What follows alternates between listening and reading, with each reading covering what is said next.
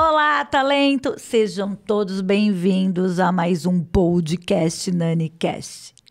Não esqueçam de clicar e já seguir aqui no YouTube e também no Instagram. Assim você vai ter muitas informações sobre o audiovisual. Hoje vamos receber a Linda, que eu conheço há muito tempo. E eu fico muito feliz quando eu trago essas pessoas que eu conheço há muito tempo. A gente estava conversando antes. Eu conheço ela quando ela tinha, acho que, uns 20 e poucos anos, gente. É muito tempo. Hoje eu não vou falar a idade dela. Mas faz um tempinho. E ela tá incrível e vai trazer muitas informações maravilhosas. Conheçam Chica Andrade, diretora. Bem-vinda, Chica! Linda! Obrigada por me receber, Nani. Ai, agradeço muito. Nossa, prazer Quanto imenso. tempo, né? Quanto tempo, adoro. Quando a gente vê assim, o tempo que nós nos conhecíamos e agora ver que você está maravilhosa e cresceu muito no audiovisual. Obrigada. E é isso que eu quero saber. Quem é a Chica no audiovisual? Que bom. Que delícia estar aqui. Que gostoso. Aí quando a gente conhece, a gente fica até mais à vontade, mais solta. Sim, Delícia. um lugar que eu meio que já me sinto em casa, Exatamente, né? Gostoso sinta-se. isso.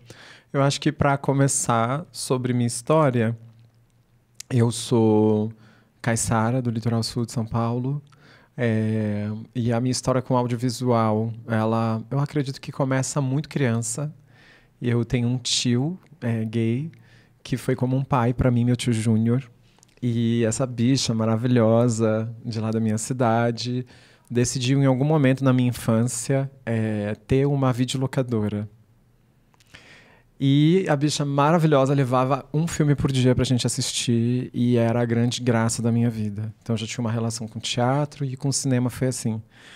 Então, isso assim, na minha pré-adolescência, na verdade, né? Assisti tantos filmes até ele vender essa locadora, porque ter uma locadora também no meio de uma favela não é fácil, era uma audiência difícil de se manter de pé. Mas me trouxe um repertório enorme de cinema. E eu desejei por muito tempo estar no cinema de alguma maneira. E aí, com 18 anos, eu fui embora para a cidade de São Paulo, e comecei a entrar no audiovisual como maquiadora e cabeleireira. E aí, em algum momento, alguém me olha e me vê muito exótica e fala, você não quer fazer um teste, uma ponta, ou entrar no... Não sei, eu sei que eu acabei participando como atriz em uma publicidade, uma coisa assim. Aí comecei a fazer isso, um pouco mais de atuar. Fui agenciada por você nesse período, né? E era interessante, porque naquela época eu desejava muito estar no lugar da direção. Mas não tinha nenhuma referência de pessoas como eu, vindo da minha origem, com as minhas histórias. Então não tinha referência. Então eu senti uma intuição de que eu podia estar ali, eu desejava estar ali, mas não conseguia acreditar que seria possível. E aí, anos e anos depois, sempre muito atenta ao que era o trabalho de direção, enquanto eu estava fazendo várias outras coisas dentro do cinema, chegou mais ou menos no período de 2009, assim, 2010, eu criei uma estratégia que foi abrir uma pequena produtora com um sócio muito querido, mas pequena mesmo, era um MEI, assim. Logo quando pôde abrir MEI, sabe? Um CNPJ, era só um CNPJ. E comecei a bater na porta de pequenos canais de televisão, vendendo propostas de documentário. Mini documentários. O primeiro canal que abriu as portas para mim era um canal educativo. E ali, com uma câmera emprestada, eu comecei a fazer meus primeiros filmes, aí em 2010, produzindo, roteirizando, viajando com R$10, indo para Argentina, indo para Espanha, indo para vários lugares para contar histórias. E foi assim que eu me lancei como diretora. E aí as coisas foram avançando. Hoje eu sou co-diretora de uma série que a Globoplay, uma série documental que a Globoplay vai lançar logo em breve, que se chama Segura Essa Pose. Estou fazendo um documentário sobre a nossa deputada Erika Hilton. Eu vou contar a história da vida dela. O House of Hilton é o nome desse filme, House of Hilton. Uau! E tô indo pra Hollywood. Ai, que linda! Gente, é isso. É isso que eu quero trazer aqui pro nosso podcast. Esses desafios, essas conquistas que antigamente a gente achava, não vai ter espaço, tá muito limitado, não vou conseguir. E agora não, você pode falar. Eu consegui. Eu cheguei e muitas estão chegando. Sim. Eu tenho, assim, agenciados talentos da diversidade, muitos. Eu sempre quis, a gente estava até conversando antes, minha agência sempre foi muito eclética, eu sempre quis muita diversidade. Eu queria mostrar isso, essa arte, e mostrar todas as belezas, de que viessem talentos, sem identificação de gênero, existem talentos. E é isso. E você está mostrando. Sim. Que você, diretora, está contando histórias também de outra pessoa no mesmo segmento e vai crescer cada vez mais. É isso. Sim. Todos podem estar em todos os lugares. Sim. Basta querer. E foi uma luta árdua, né, pra gente chegar até aqui. Então, se eu digo que a minha trajetória é de uma travesti da periferia do litoral sul de São Paulo, hoje, indo fazer um dos programas mais importantes em Hollywood, de aceleramento de carreira e desenvolvimento de projeto numa grande universidade, com apoio do governo norte-americano, uma grande experiência. É interessante pensar que eu tenho 41 anos. Não parece, tá linda, gente! Obrigada. Quando ela me falou, eu falei, gente, eu não ia falar a idade, mas eu não falei mentira. Mas, eu faço muita questão de dizer porque num país onde a nossa expectativa de vida de mulheres trans sempre foi muito baixa, né? E eu perdi muitas amigas muito nova. E eu morria de medo, inclusive, de andar na rua sendo a mulher que eu sou, porque eu nunca me senti segura. E hoje eu poder dizer que essa travesti nascida nessa favela, hoje está indo fazer esse programa em Hollywood, está dirigindo filmes que eu considero muito relevante para minha comunidade, mas também para o Brasil inteiro. Dizer que essas próximas gerações olham já com referência. Porque não sou só eu.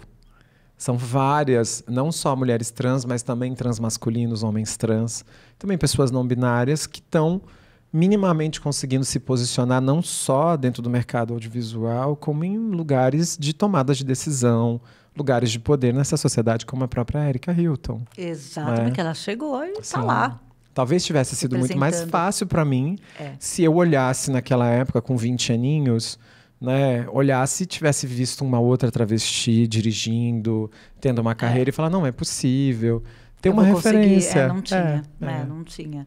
Não é uma banalidade, é uma coisa muito séria isso. A gente não se dá conta do quanto é fundamental você ter referência, né? Sem dúvida. Nossa, imagino que como era difícil, né? E agora, graças a Deus, tudo está mudando. E as coisas estão abrindo, né? Sim. Abrindo um pouco mais a mente de todos e ver que as pessoas podem querer ser o que elas querem ser e não impor, né? Exatamente. Além dos seus projetos, como foi, você já falou, né, que foi mais árduo para entrar, foi mais difícil. Você o tempo todo tinha que ficar provando? Até hoje eu tenho que provar. Isso sem dúvida. Até hoje eu tenho que provar, dependendo de onde eu tô.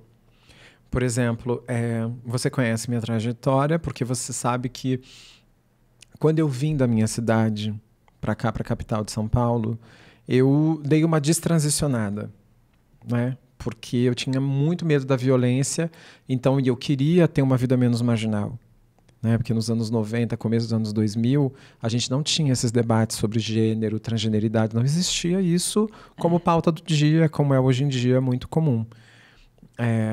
Então, eu tive que viver durante um período fingindo que eu era uma outra coisa, né, para poder trabalhar, estudar e ter um pouco de paz na vida. Quando eu retomei e falei assim, não dá mais para mim, tipo, não quero viver assim, a minha identidade é essa, eu sou uma travesti, uma mulher trans, essa é a mulher que eu sou, vamos viver assim. Isso tem um impacto enorme também na minha carreira, porque eu já estava meio que me lançando, começando, fiz um curta-metragem que tinha dado grande impacto, já estava começando a me estabelecer no mercado, ter os meus primeiros clientes e tudo mais. E tudo isso eu vi ruir uma boa parte quando eu me afirmo novamente. Ao contrário do que muita gente pensa ou deve pensar, que talvez seja mais fácil, é mentira. Tudo ficou muito mais difícil, no final dos contos, porque eu volto a ter que me preocupar 10 vezes mais com o horário que eu saio, o horário que eu chego, por onde eu ando. Como documentarista, eu já sei que tem mais de 70 países no mundo onde eu sou proibida de entrar.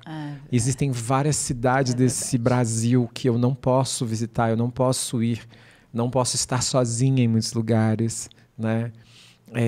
O meu trabalho como diretora fica prejudicado em vários sentidos, porque, por exemplo, dentro de um set, às vezes eu agora tenho dirigido sets muito grandes, né? Às vezes eu estou com 120 trabalhadores dentro de um set e só os chefes de equipe vão me tratar no feminino e com o respeito que eu mereço, né? Porque todo o resto do pessoal de chão de fábrica, mesmo os trabalhadores ali que estão muito mais precarizados, eles não são instrumentalizados também, eles não participam tanto desse debate que a gente faz aqui, né? Não chega, as próprias empresas não preparam. Então eu estou ali como diretora, às vezes, quase sempre, para não dizer todas as vezes, eu sou a única pessoa trans de todo um set. Às vezes sets enormes e eu sou a única pessoa trans como diretora, co-diretora, autora, né? E ali sozinha e passando por microviolências. Ou às vezes eu tô em eventos gigantescos de cinema, como me aconteceu agora na Colômbia, que um cara tentou invadir meu quarto, para você ter ideia, eu participando de um laboratório internacional.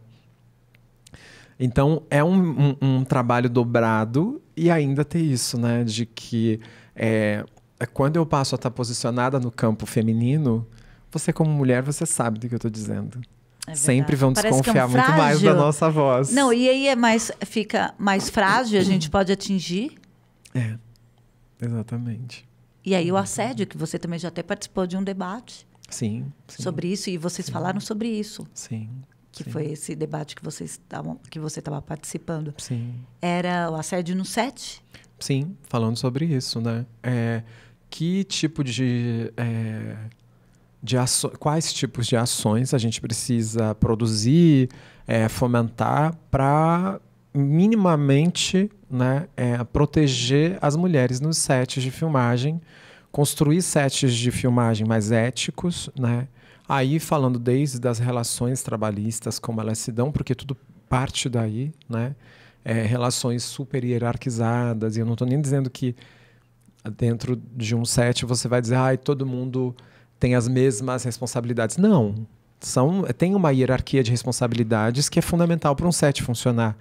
Mas os abusos não deveriam ser permitidos dentro dessa escala hierárquica.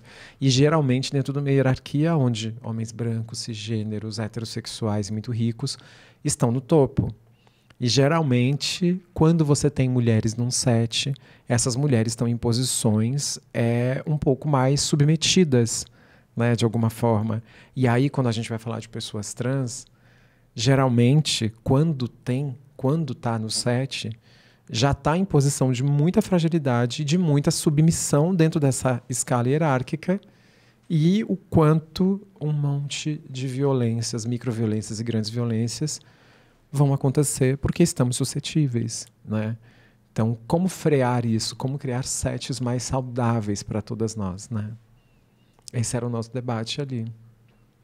Gente, a luta continua com tudo. E provar, né? Mulher tem que provar que pode, não pode. E para vocês eu dobro de tudo. Sim. Porque tem que ficar provando em tudo. Sim, sim. Mas isso vai mudar. Juntas venceremos. Sim, tipo assim, sim, né? Sim. Vamos, porque não é sobre isso. Se é homem ou mulher ou trans, não importa, é talento. Sim, sim. Talento, tanto que o podcast, eu sempre começo com talento, porque o talento não tem nem o feminino e o masculino, é talento, não existe o feminino. Por quê? Porque é um talento que todo mundo tem. Sim. E não importa o seu gênero, você tem que mostrar do que você é capaz, sem se identificar. Sim. Algo assim, eu acredito nisso. Acredito muito também. E também percebo que para você conseguir exercer seu talento, né? Apresentar o seu talento, você precisa de algumas condições para isso.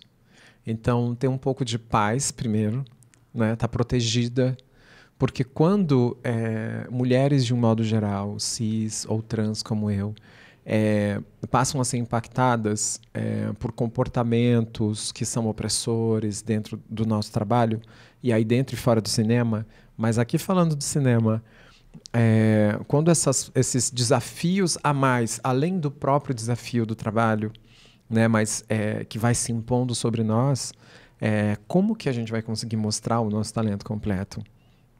Se você tem que pensar na sua entrega, né, aquilo que você tem que realizar enquanto profissional, e um plus ainda de uma série de outras coisas, como, por exemplo, vou chegar no trabalho, vou ser assediada, vou ser violentada de alguma maneira, vão desconfiar de mim antes de qualquer coisa, se eu sou capaz ou não sou de realizar aquilo. Eu tenho que provar que sei fazer, quando, na verdade, para muita gente, é só fazer. Então, você vai colocando muitas pilhas, ela vai empilhando muitas tarefas, quando, na verdade, essa profissional ela deveria só executar a tarefa pela qual ela foi contratada e da melhor maneira possível. Ou a tarefa que ela, né, às vezes não foi contratada, às vezes ela é até a contratante se dispõe a fazer, como ser a autora de uma obra, a produtora executiva de uma obra. E quando vai ver, essa profissional está sobrecarregada de uma série de outras emoções que vão se impondo para além do que deveria ser simplesmente feito em paz, tranquila, né? Esse é um grande ponto. Se blindar de um monte de coisa, tomar cuidado com outras coisas que possam surgir, sendo que ela só precisa mostrar o trabalho dela, feito ali, pronto, mas não. Aí, além de eu mostrar o meu trabalho, eu preciso me blindar, eu preciso saber falar também com as pessoas de uma determinada forma, porque senão já vão levar para o outro lado. É bem complicado. E você trabalhou isso também. Você fez algo com psicologia, terapia? Quais foram as suas dicas para poder ajudar aos talentos a saberem como é que lida? Eu comecei a fazer análise quando eu pude fazer análise. Então, eu já estava trabalhando bastante no mercado audiovisual, porque em algum momento, quando você consegue se encaixar, é uma profissão que vai te dar alguma remuneração razoável também, a gente não pode negar isso. Então, assim que eu pude, foi uma prioridade na minha vida. Ter que fazer análise para poder estar segura comigo mesma, e, inclusive, me separar das pequenas violências, dos pequenos comentários, e entender que eu não sou esses comentários, eu não sou essas pequenas violências e nem as grandes violências, e estar mais concentrada nos meus objetivos. Isso me ajudou bastante. Me entender, basicamente, foi isso, né? Me ver melhor, assim, talvez me aceitar mais enfim. Que não atinja, né? Que nada te atinja. Blindar, literalmente. Blindar, é basicamente isso. Você fala muito bem, blindar. Blindar, porque se a gente também não se blinda, até nós, mulheres, cis, enfim, tem que blindar. Porque se você for ouvir, nós, mulheres, não podemos usar roupas curtas, decote, porque senão você está fazendo algo que uma outra pessoa possa fazer, mas é a mente da outra pessoa. Entendeu? Então, olha o perigo, que parece que agora... A gente sempre teve esses... Isso sempre existiu. Mas agora está tão... Assim, aparecendo tão mais que eu fico, assim, perplexa com os assédios, com as coisas. Eu falo, gente... Então, tudo nós já vivíamos esse assédio, mas às vezes não caía a ficha. Você não entendia que aquilo era uma agressão. Apesar da dor de ter que lidar com a realidade, a gente também tem que dizer que se essa realidade está vindo à tona, é parte de uma conquista. Porque falar sobre as coisas é um primeiro passo para mudá-las, inevitavelmente, né? Então, se hoje a gente fala sobre a transfobia, hoje a gente fala sobre a misoginia, né? Isso que está aí contra todas as mulheres, não importa se seja cis ou trans, as violências que o machismo produz em todos os ambientes, e tudo isso que a gente pode falar hoje em dia, até sobre o racismo, até sobre todos os pontos que estão expostos e a sociedade está comentando, é parte de um processo que envolveu muita luta. É parte de um processo que envolveu muita luta, a luta de muitas mulheres, de pessoas negras, indígenas, pessoas trans, LGBTs de modo geral, né? Para que a gente hoje, minimamente, possa falar sobre isso, portanto, refletir e entender como mudar. Né? Então, estamos mudando. As coisas estão mudando. Eu estou aqui de frente de você, sendo quem eu sou.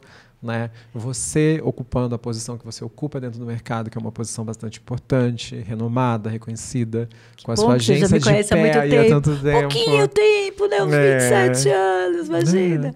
Pouco tempo e trazendo vocês, talentos, para serem vistos e reconhecidos. Sim, sim. Todos os talentos. Você sabe que com esse filme da Erika Hilton, esse documentário sobre uma personagem, né, uma personalidade, perdão, tão icônica, tão importante, como quando eu cheguei aqui, a gente ainda com as câmeras desligadas, você falava para mim o quanto você fica impactada com as imagens, né, dela no Congresso, com as falas, com aquela retórica, com as coisas... inteligentíssima. Ela falou umas coisas muito verdade, muito...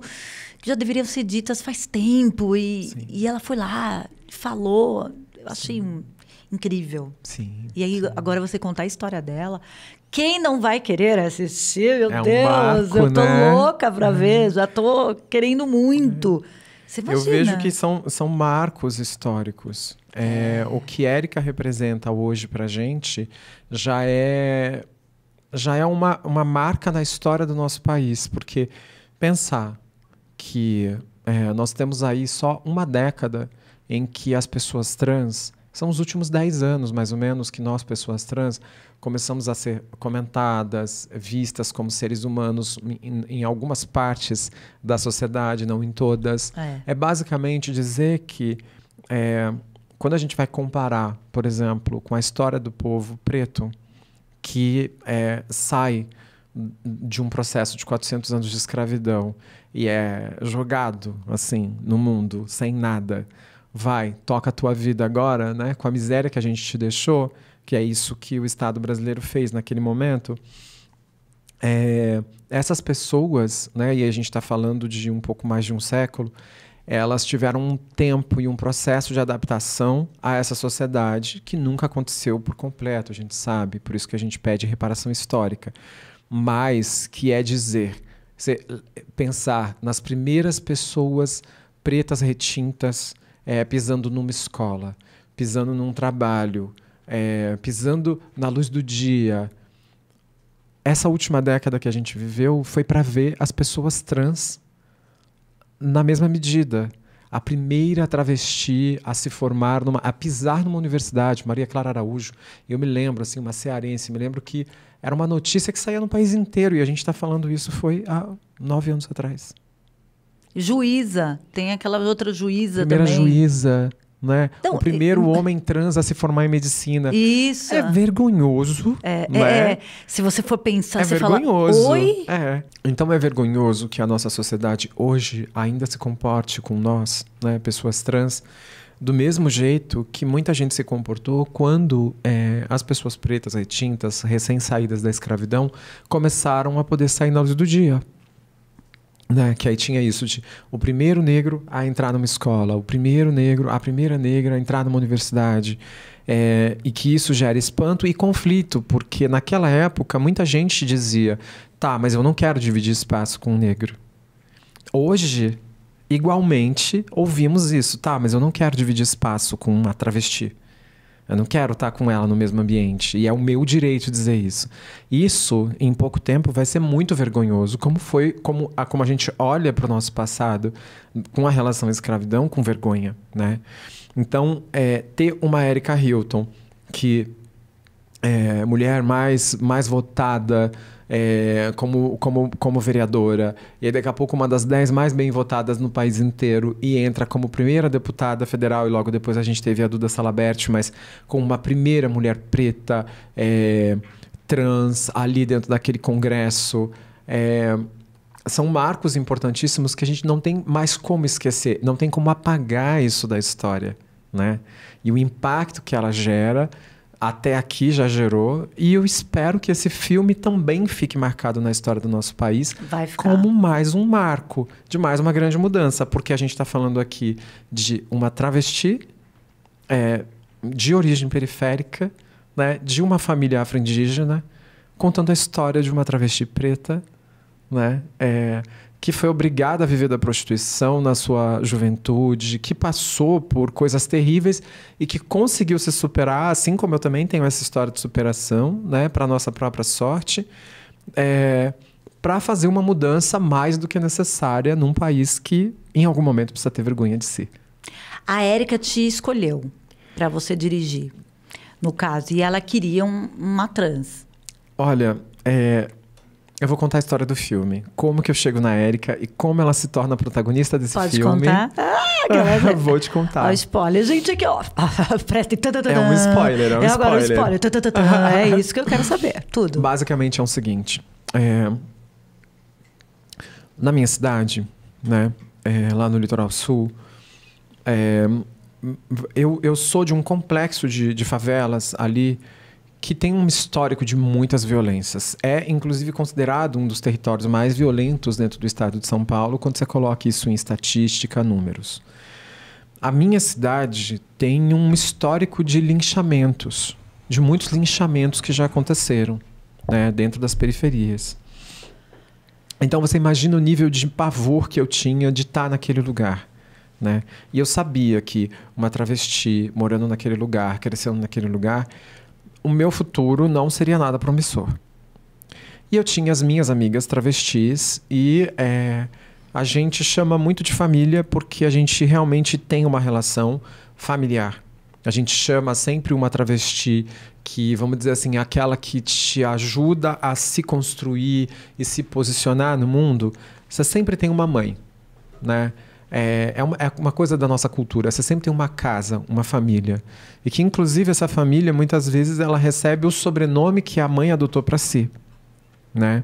Então, eu tinha esse meu clã, essa minha família de travestis na minha cidade. E, por conta das violências, eu decido ir embora, saio dali. Né? Eu era, assim, conhecida como Fran Cabeleireira.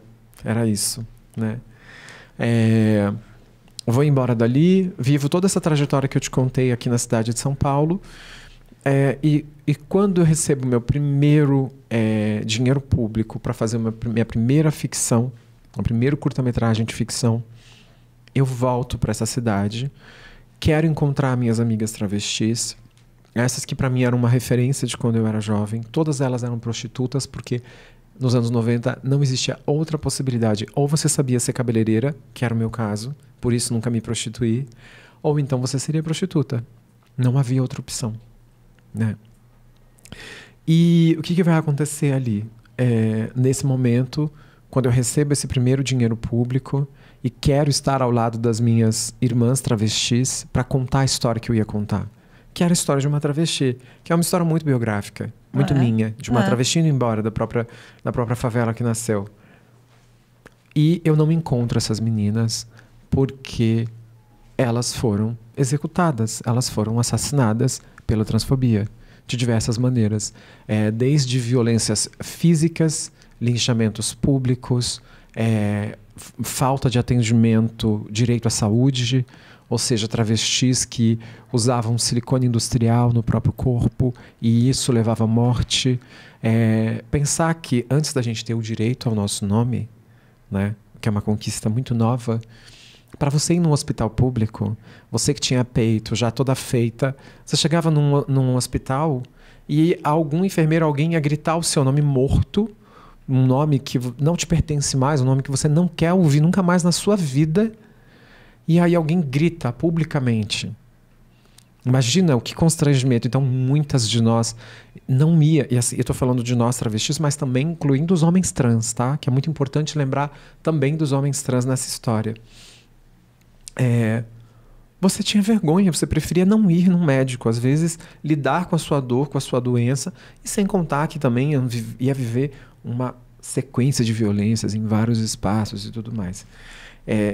Então, essas meninas foram assassinadas diretamente pela violência, então são mortes trágicas, e às vezes, em algumas delas também, de modo indireto, mas por essa violência produzida pelo Estado, negando o nosso direito à cidadania, né? Isso é muito marcante para mim, porque eu estou exatamente com 35 anos.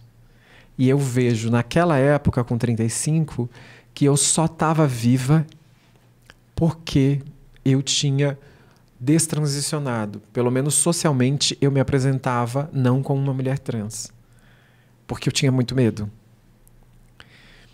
E naquele momento, eu decido retomar a minha identidade de gênero. Falo, eu vou ter que fazer isso.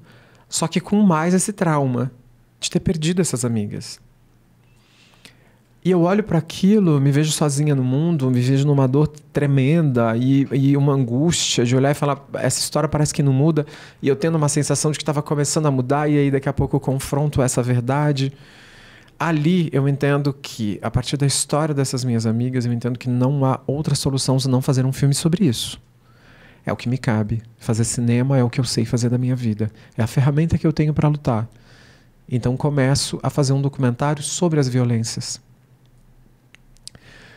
E aí, a Érica está presidindo a primeira comissão parlamentar investigativa das violências contra a população trans no estado, na cidade de São Paulo, quando ela era vereadora, ou seja, uma CPI das violências trans.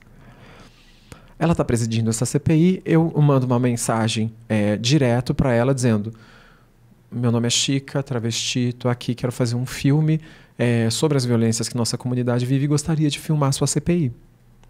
Porque até então, eu já sabia que a Érica tinha recusado alguns convites para fazerem documentários sobre a vida dela, porque ela sempre respondia, inclusive diretores que já estavam há bastante tempo no mercado, muito bem posicionados, ela falava, eu não acho que ainda é a hora de fazer um filme sobre minha história. Ela dizia isso. Beleza. E aí eu falo, quero filmar a CPI. Posso. Filmo a CPI com uma pequena equipe, pensando nesse documentário. A primeira entrevista que eu vou tomar com a Érica, eu sento de frente para ela, eu sinto assim a energia de um sol mesmo. Digo, parecia que eu ia derreter de tanta energia. Era muita coisa.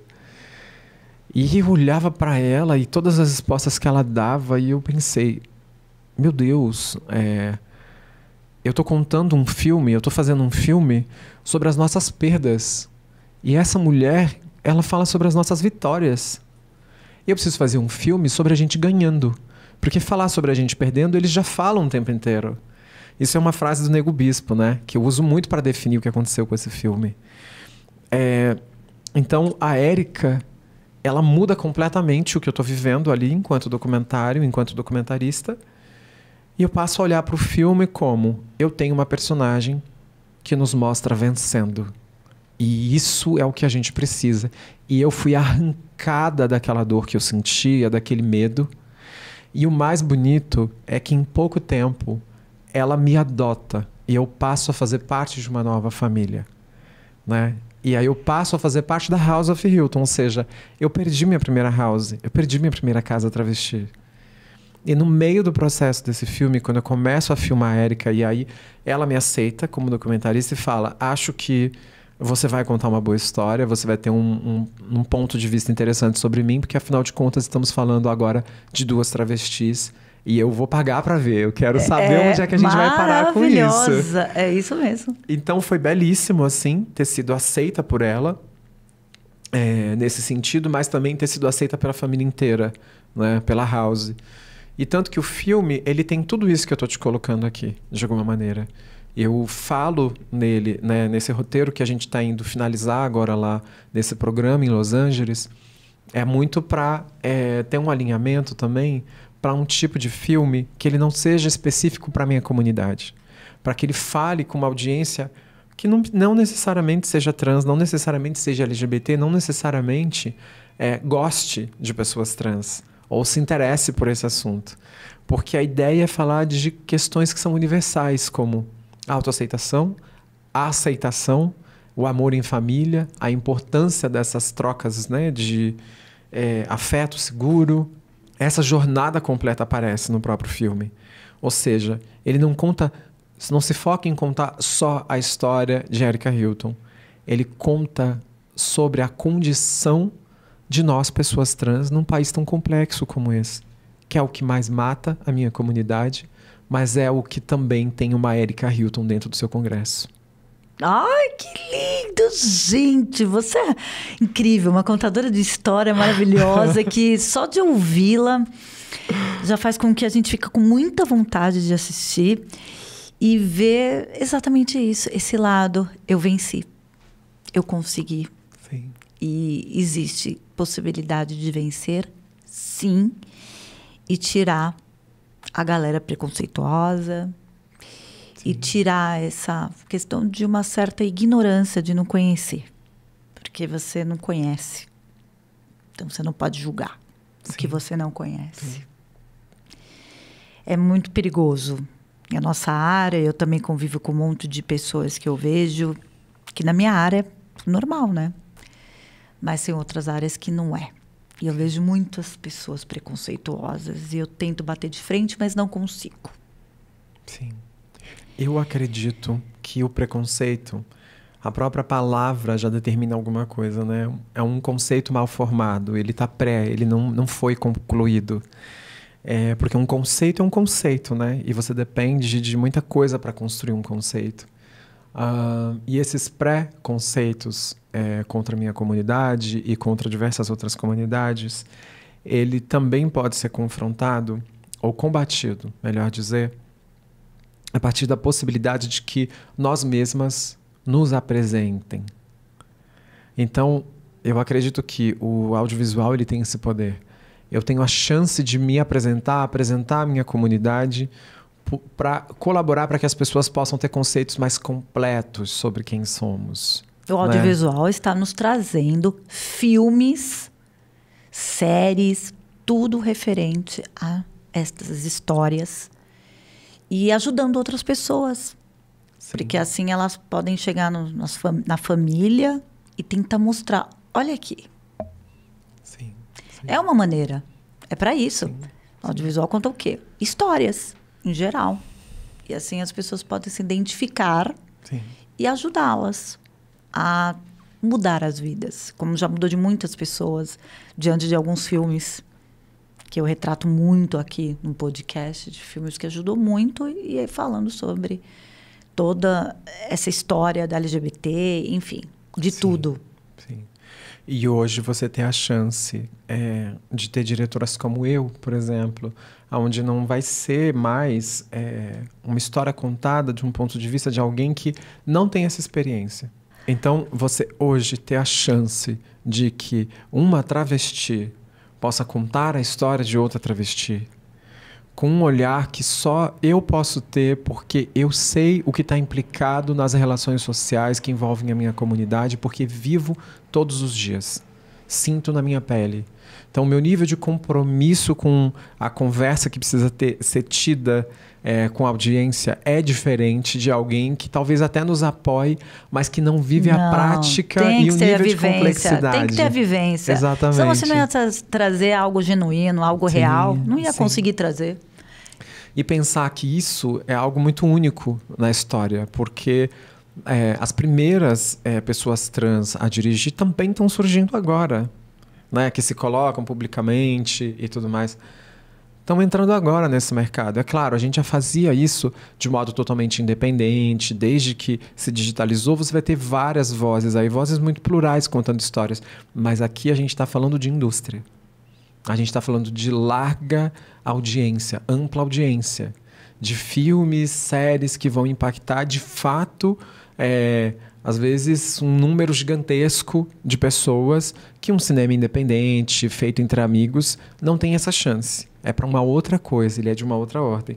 Então, você ter esse protagonismo, né, das nossas comunidades ali também liderando, pensando dentro desses grandes projetos, isso vai ter um impacto gigantesco também, né? Muda muita coisa. Ai, com certeza. Ai, chegamos ao fim, não acredito. Já. Mas assim, não, depois você vai voltar para falar mais sobre o filme, falar de outros projetos que vão surgir, muitos. Com certeza, depois dessa que eu sei que vai assim ser um sucesso mundial. Sim. E que vai ajudar muitas pessoas e com isso vai valorizar mais o audiovisual para, assim, mostrar exatamente que todos podem. E é sucesso. Só de querer já assistir já é um sucesso. Estou loucamente ansiosa para saber desse projeto, desse seu olhar, trazer toda essa veracidade, essa coisa pulsando e todos se identificando e para todos entenderem o que é o mercado do audiovisual. Não sei se a gente vai falar sobre LGBT, mas não rotular, se identificar, mas mostrar que eu venci. O nome é Eu Consigo, Eu Posso, e eu consigo e vou. Eu acho que é isso. Sim. Né? Sim. Se você quiser falar alguma coisa para alguém, dar um recadinho para os talentos e mostrar que você também venceu, você também chegou aonde você queria, almejava e enfim. Isso é muito bom para ajudar. Sim. Se você quiser falar alguma coisa. Eu quero dar um recado para quem estiver na estrada, na mesma luta que eu tô aí, né, do audiovisual. Não importa em qual setor, posição, se direção, atuação, seja lá o que for, mas para a gente lembrar muito da força coletiva, né? A gente contar com as organizações, os coletivos, que a gente se junte o máximo possível sempre para fazer com que o nosso setor ele se profissionalize, se torne mais ético e, principalmente, se torne mais inclusivo. E sozinha a gente não faz isso. Então, não é a Chica Andrade, diretora de cinema, que está aí no seu início de carreira, mas que, vamos dizer, é uma ascensão, tenho construído uma carreira que está cada vez mais sólida, mas não é uma construção que eu faço sozinha. Ela vem de uma longa trajetória de lutas e organizações que me trazem até aqui a chance de ser eu, nesse momento, e tantas várias outras que estão surgindo, né, de uma mesma geração. Que a gente não perca esse foco de sempre se organizar coletivamente. E, por fim, também dizer que, assim, eu sonho alto, atiro para cima sempre. E hoje eu desejo que House of Hilton seja o filme nacional que no seu lançamento esteja no Oscar, porque eu acho que ele merece isso. Com certeza. E eu jogo assim pro universo e acho que as pessoas que vão me ouvindo também já começam a meditar junto comigo, desejando isso junto comigo. Porque eu sei que a gente quer isso. Você quer.